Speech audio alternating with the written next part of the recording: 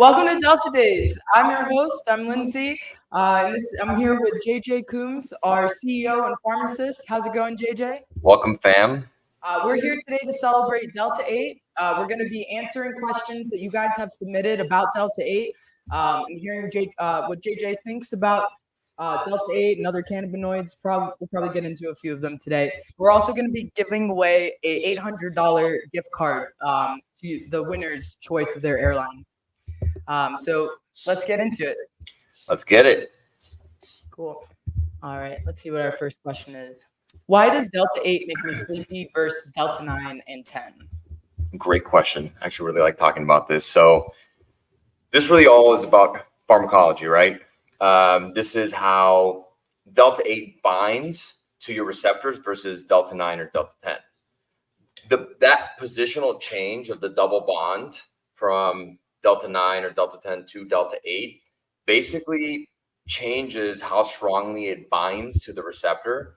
In addition to that, Delta 8 is not a full agonist when it binds to your CB1 receptor.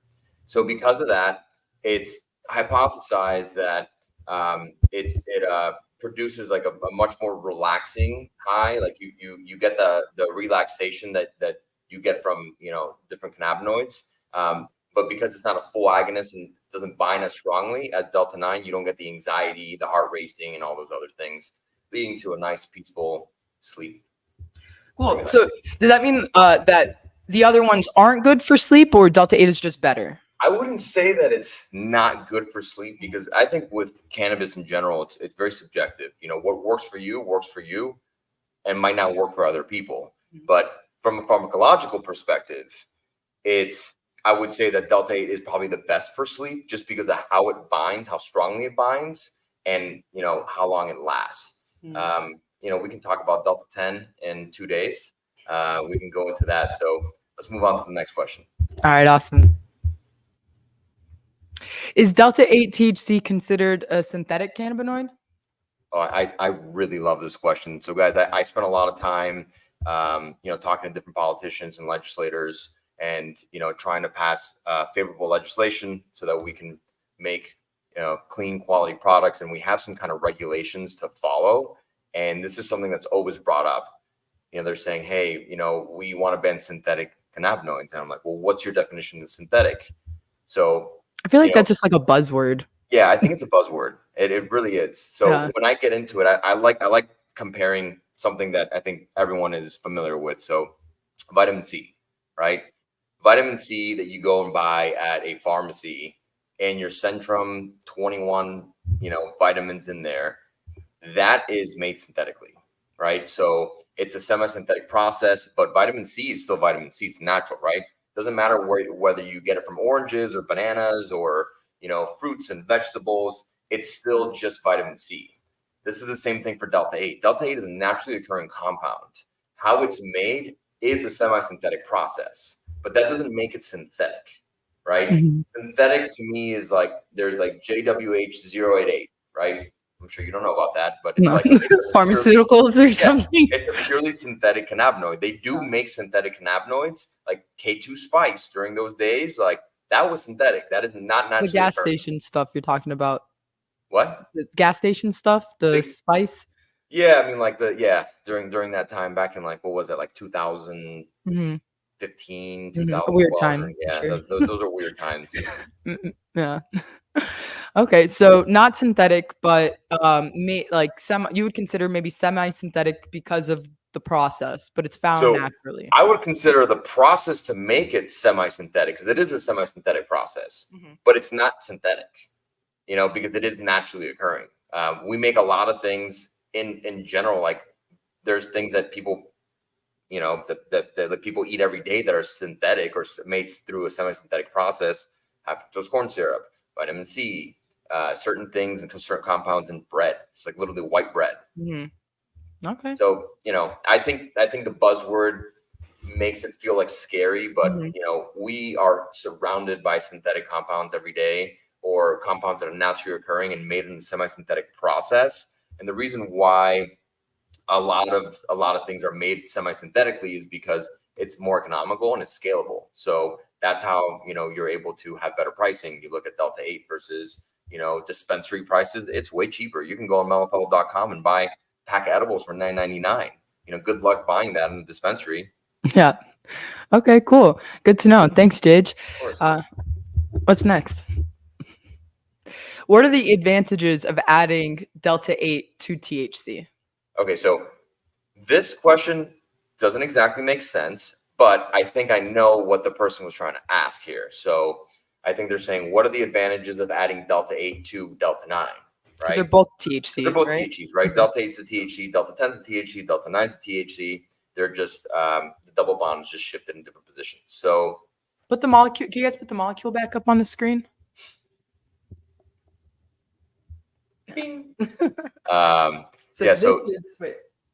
This means Delta 8, and if it was just moved right here, then it would be Delta 9, and then if it was here, it was Delta 10, and that's the only difference. Correct. That's the difference. Is that shifting of the double bond. It's circled. Yeah, and then Delta 11 would go literally right above where that line is. Here? No, up. Up? Yeah. Right. It's kind of hard to move. Up.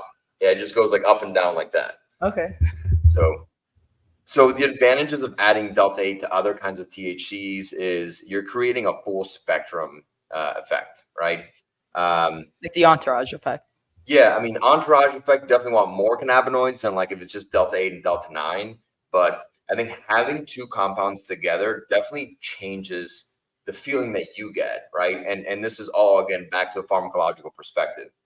How Delta 9 binds versus Delta 8 is very different. Having that combination, it can lead, to people feeling less anxiety. Maybe it's like one THC makes you feel body high, and one THC makes you feel head high, and you combine both of them, now you're head and body high.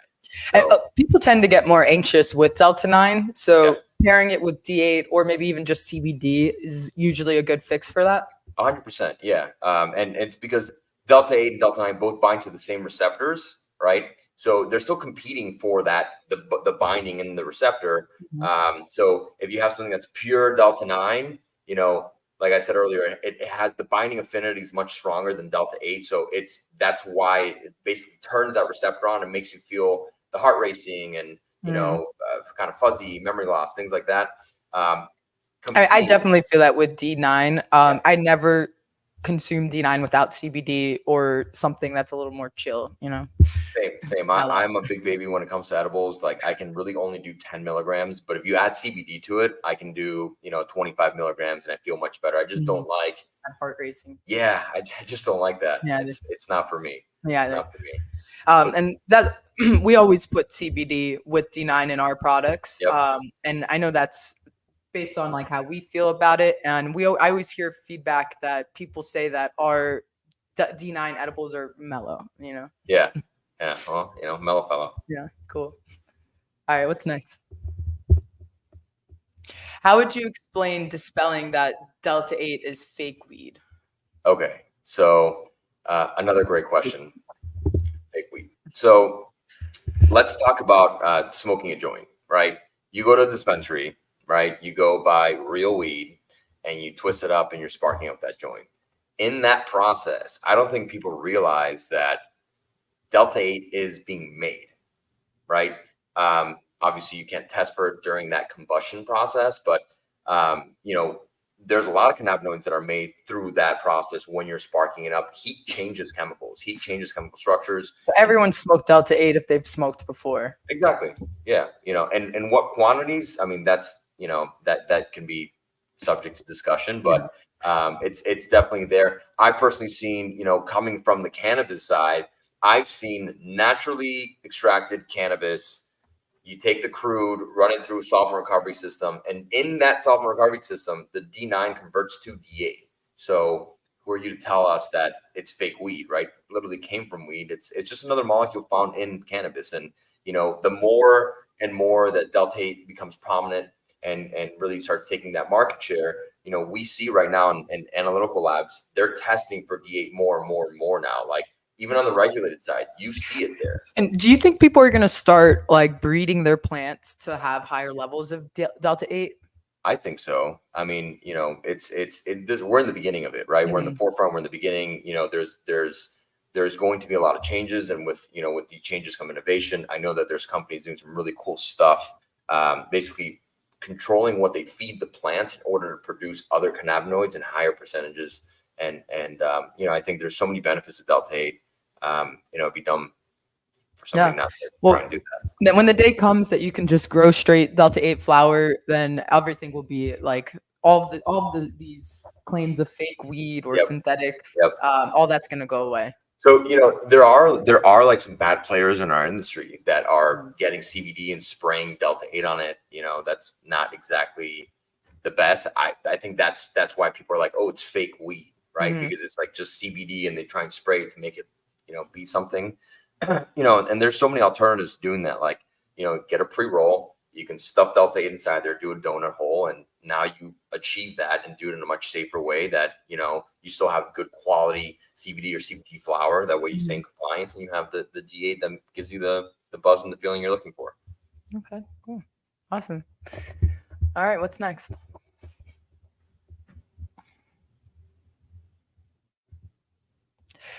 Is there a possible advance that will allow veterans like myself to utilize Delta 8 THC directly from the VA to treat pain and discomfort issues? So this is a great question, and I think this ties back to politics, legislation, what's going on. There's a Farm Bill extension. The Farm Bill got extended to, I think, next September. I've spoken to a couple people. I spoke to I forget her name, but they're part of the Congressional Hispanic Caucus. And there seems to be a lot of support in DC. I know, I sit on the executive board of the American Healthy Association. And, we lobby for alternative cannabinoids, including D8. The responses and the feedback that we're getting from our lobbyists in DC is very positive. So, if things finally go in the right direction, or we can solidify the Farm Bill, solidify it by putting Delta 8, HHC, Delta 10, Delta 9, all of that into it. I think that could definitely be a possibility. In addition to that, it seems like that would move forward in this direction if we're able to get federal legalization. Awesome. And we do have a veterans program. So if you are a veteran, please just write into our customer service and we'd be happy to get you signed up. Cool. What's next question? Do you think Delta 8 will continue to have market share as we continue to move closer and closer to national legalization? Absolutely. I mean, you see it in states already, like Maryland, for example. We're in Maryland on the recreational side, the legalized cannabis side, and the hemp side, and our sales are great on both ends. I think it's just a different customer, right? It is. Well, not necessarily. I mean, yes and no, right? There's going to be some that are going to be different customers, but like me, for example, I love cannabis. I love Delta 9, but I also love Delta 8. Like I take Delta 8 gummies to sleep almost every night. I love the blend of different cannabinoids. I love having CBD to Delta 9 or CBD to Delta 8 in a 1-to-1 ratio. There's going to be a market for both. And I think because we're able to do this on a much more scalable and economical way through our semi-synthetic processes, we're able to target different kinds of clientele and offer our products at different price points. Awesome. I mean, I know I actually stopped smoking weed. I've been a long time stoner, and there was a period where I had to stop smoking weed because I was just getting so anxious. Yeah. Then I started smoking Delta 8. Now that I'm a little more educated, I know to pair Delta 9 with CBD. Like if I roll a joint with regular flower, I'm going to sprinkle some CBD keef on there. But Delta 8 definitely has a place in my life too. And it was discovered after being a long time stoner. Yeah. I mean, I think it's good to also, like, if you're getting right back into it, I think Delta 8 is really good, or people that don't like to be absolutely blasted. And not saying that you can't get blasted from D8, because you can. You just have to consume more milligrams. It's a really nice mellow buzz. Mellow. Awesome. Always finding ways to put mellow fellow in there. All right. What's next? Next question. Why is Delta 8 legal in some states and not others? We're getting a lot of political questions here. So really, this has to do with a multitude of different things, right? Cannabis companies lobbying against the hemp side. We've definitely taken some market share. Look at cannabis companies as a whole. Look at I'm not even going to say it, but different MSOs. They're not really making money, right? And they feel like we are taking money away from them. There's also, conservative states that, don't want anybody to get high or don't want anybody to enjoy their lives. And again, this is my personal opinion. I'm not calling anyone out. We spent a lot of time lobbying because of this. I think people think that this is a loophole, but it's not a loophole. The Congress specifically wrote the bill as is to let this economy boom, and it has. The jobs that we provide. I see smoke shops opening up every day. I feel like there's a new one every day. I mean, just on my street, I live off Atlantic, and I swear there's been a lot smoke shops that have opened up in the last, last what? And they're small businesses, which is great. I mean, that is the American dream, right? Small businesses provide jobs, give people the opportunity to have their own business and succeed.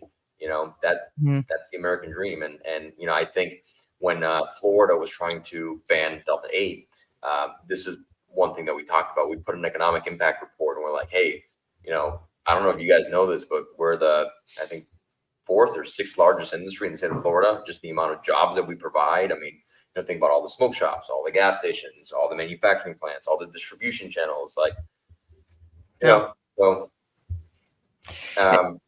It's like prohibition. They want to ban some things, and I think federal legalization is right around the corner. Unfortunately, with the election year coming up, I don't know if things are going to change, but supposedly there's a Republican that's looking to introduce a full federal legalization bill. Well, I would love that. I know we self-regulate, and at Mellow Fellow, we welcome regulation. We want it to be a regulated industry. There's a lot of brands out there that are doing things that would not be allowed, and we're trying to stick to what we think that the laws will be, just so that we're in a good place and giving good products to our customers. Yeah, I know. We just put a lot of money into our lab to be able to get CGMP and ISO certified. And really, you're right, Lindsay. It's about self-regulation. When you're not told what to do, you have to do it yourself. And we strive for greatness. We want to put out amazing quality product for our amazing customers. And we're always looking to continue improving. So we do things like this, so we get feedback, we get the questions. Because we like to have a touch and a pulse on what's going on with the people that are consuming our products. And education first, for sure. Education first, always, baby. Awesome. So, I'm not sure at what point when we're running out of questions, if you guys just give me 2 more. Okay, so 2 more questions. Let's go to the next one up. Are there different levels of quality associated with practices regarding breaking down THC into Delta 8 that separate manufacturers apart, or does everyone use a similar technique? This is a good question. I would say, I don't know, 15 months ago, there was 100 labs making Delta 8. It's become so commoditized that it's just big players are left, and people that are putting out quality products that have, quality standard operating protocols. Most people not most people, in order to make D8, it's an acid catalyzed reaction. It is what it is. So all manufacturers are doing an acid catalyzed reaction. What they're doing after is what's important. So filtration, their level of testing, third-party testing compliance, heavy metal testing, residual solvents, that's important. But for the most part, the labs that at least that I know and how we operate, people are doing a good job. And, not just the manufacturers making the oil or the labs making the oil, but testing labs too. I know you've told me how every one of the labs is different, even by lab, like the person working in the lab. Can you go into a little bit about that too? Yeah. So it could be literally the analytical tech that's running the lab sample,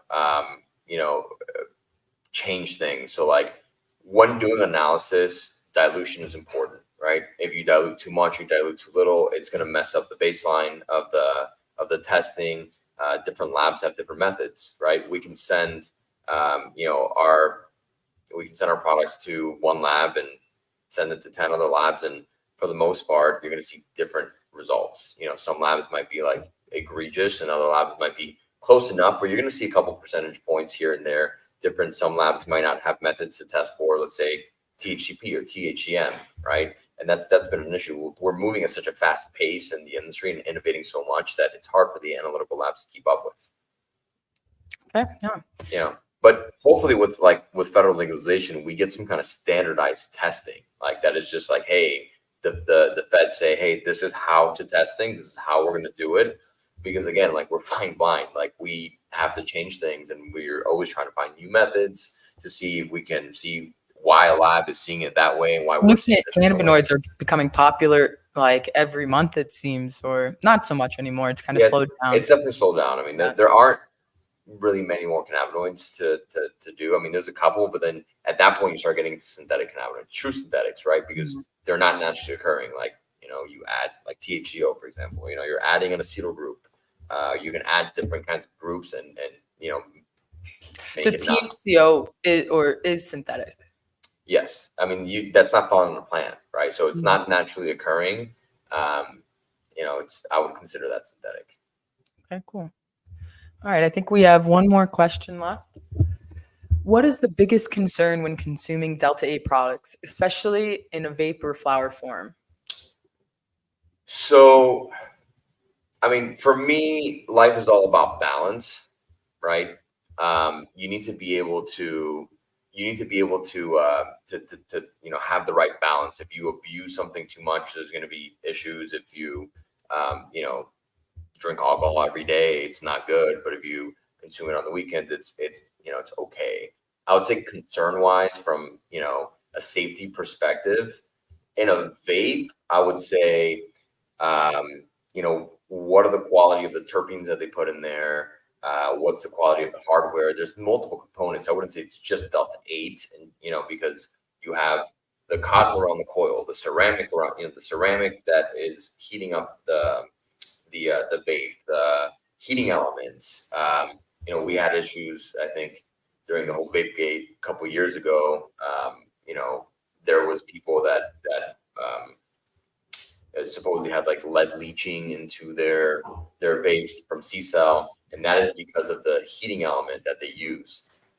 So I would say, just look at COAs, look at the third-party results, make sure that there is no residual solvents, heavy metals, and just make sure you're buying from a reputable vendor. Yeah, I mean, nothing in your lungs is really like good for you. Yeah. But I don't think Delta 8 or Delta 9 would be any different. Am I right?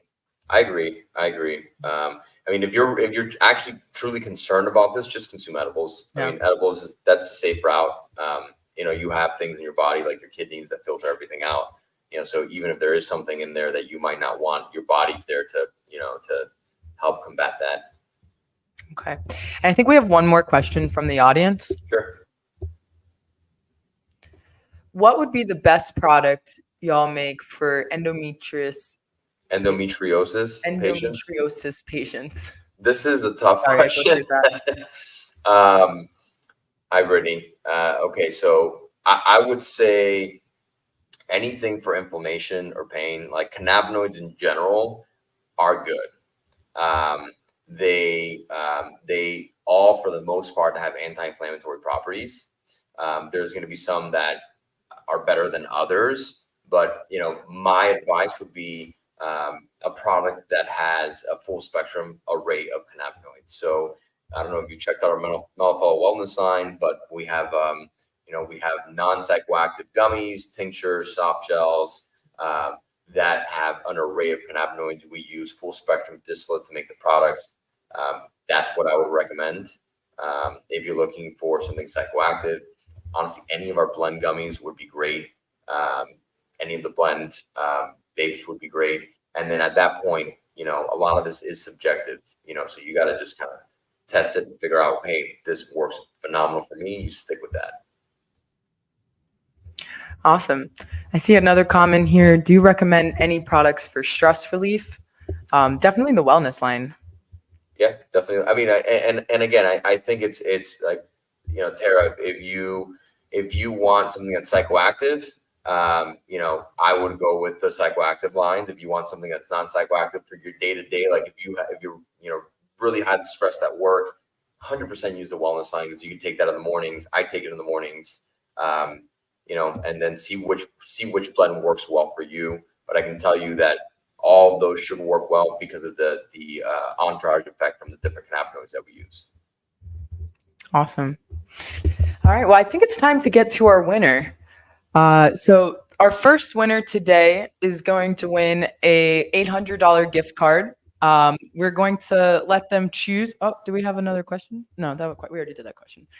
They will get to choose what airline they want the gift card on, and we will reach out to get that information after this.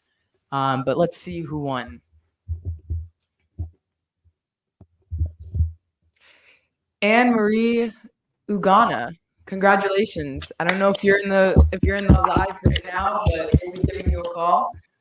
We're going to be raffling off another gift card tomorrow, $900, and another gift card on Sunday, $1,000. So tune in. We're going to continue to answer your questions and talk about Delta 9 tomorrow and then Delta 10 on Sunday. Cool. You want to have a little smoke sesh, Jage? Absolutely. All right, come join me now. Let's crack into. Let's do pink rose. Okay, cool. I like that one. Sound good for you? All right.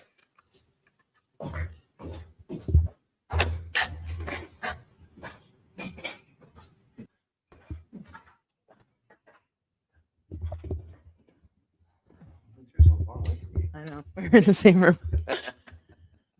All right, so we're gonna smoke today Delta 8 Pink Rosé. This is one of our 2 mLs. It's a really good, one of my favorite strains, actually. I'm glad you picked this one. It's an indica.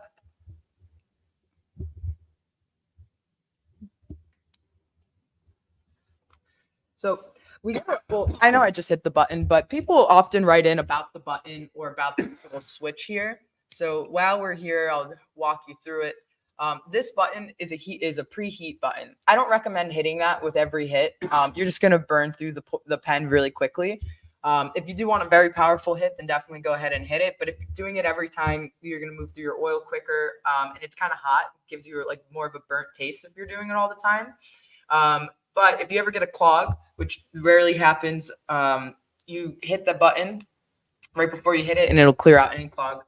This on the side is your airflow control. Right now I have it pulled down. I tend to like it down. That gives you more air, and I think it's a smoother hit. It is smoother because you're taking in air. It's not just the actual vapor that's produced. It's also larger cloud, but like less flavor. Agreed. Yeah, I mean, for the live resin Mellow series, I always do it closed because I'm a big terpene guy. I love different flavors. But you know, agreed. If I'm feeling like it's too harsh or like I'm really ripping that thing, I need to open the airflow. I'll show you a hit with it closed. Closed is going to give you a more condensed cloud and a lot more flavor, but it's harsher. Actually, that tasted so good. I like the closed this one.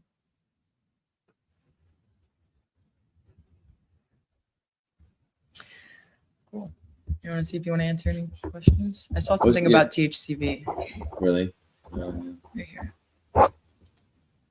What are some of the benefits of THCV?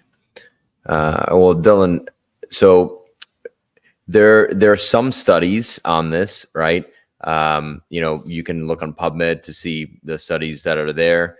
From what I've read, THCV is an appetite suppressant.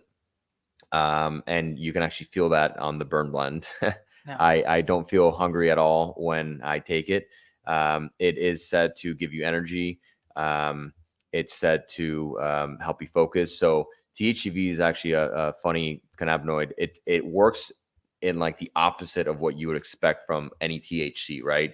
Typically you get the munchies, you're kind of like fuzzy, not clear-headed, and you feel high. Your motor skills are not the best, and THCV does the complete opposite. So it enhances it. It does the opposite of the munchies. It doesn't make you hungry. Keeps you focused. Gives you energy. So it's a great cannabinoid. There's also some things, some studies that have actually talked about increasing your insulin sensitivity. So there's some really cool things that I think that's going to be coming out with THCV for diabetes, insulin related things, weight loss. But unfortunately, we can't make any claims until things are proven. So no claims. No but claims. The burn. A lot of people are using the burn blend as like a pre-workout or just like an aid to their diet. I am not on a diet or working out really, so I take Momentum instead, and I use it for focus. Momentum has THCV in it, but it also has like CBD and just CBD and okay. Well, I can still eat on it, and I'm really focused. It feels sort of like maybe like an Adderall or something. Like I'm very focused. I've got a lot of energy, but I can still eat. So that's a really good product for me. I know you've been really on that burn blend. He's been going to the gym. Trying to. I go one day, don't go 2 days, go another day. Well, maybe you need that motivation blend. Maybe. All right. Well, I really appreciate you guys all showing up with us today. Happy Delta 8 Day, and I'll see you tomorrow. Stay mellow.